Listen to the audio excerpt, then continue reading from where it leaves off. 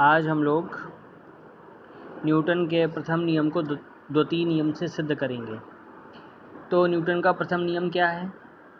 अगर बाह्य बल F बराबर 0 है तो कोई वस्तु अपनी विरामावस्था या एक समान रैखिक गति की अवस्था में ही बनी रहती है। ठीक है, तो इसलिए F बराबर 0, ये इसमें आप समझ सकते हैं कि अगर किसी वस्तु बाह्य बल ना लगाया जाए तो कोई वस्तु अगर विरामावस्था में है तो विरामावस्था में ही बनी रहेगी, और यदि वस्तु गतिमान अवस्था में है तो गतिमान अवस्था में ही बनी रहेगी। ठीक है, तो यदि F बराबर 0 हो, ठीक है, तो F = ma होता है न्यूटन के गति के द्वितीय नियमानुसार F बराबर ma, और a बराबर क्या होता है? v - u/t। देखो F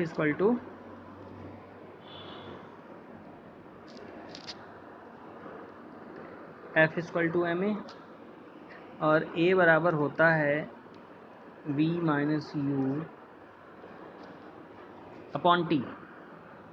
ठीक, तो F = ma से हो गया F = mv - u/t।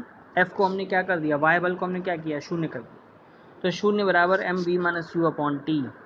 ठीक है, और t का मल्टीप्लाई ऊपर हो जाएगा 0 से, तो ये t बराबर 0 हो जाएगा, तो m × v - u बराबर 0।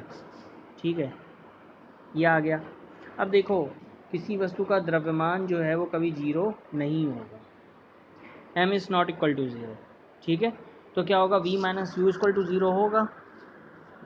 ठीक, v - u = 0 होगा, तो v - u = 0 कर देंगे तो आपका आ जाएगा v बराबर u।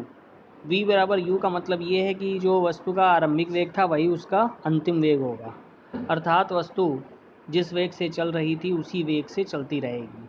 ऐसी अवस्था में वस्तु का प्रारंभिक वेग अंतिम वेग के बराबर होता है। ठीक है, नेक्स्ट केस, यदि कोई वस्तु विरामावस्था में है, ठीक है, यदि कोई वस्तु विरामावस्था में है तो u बराबर 0, और आपने v बराबर u निकाला है, तो u बराबर v बराबर 0, यानी कि वस्तु अगर विरामावस्था में है तो बाद में भी विरामावस्था में ही रहेगी। यही न्यूटन का जो द्वितीय नियम से प्रथम नियम को सिद्ध करना है। ठीक है, अभी जो हम लोगों ने प्रथम नियम को दूसरे नियम से सिद्ध किया, ठीक है, तो इसी तरीके ये हम लोगों ने प्रूफ कर लिया है।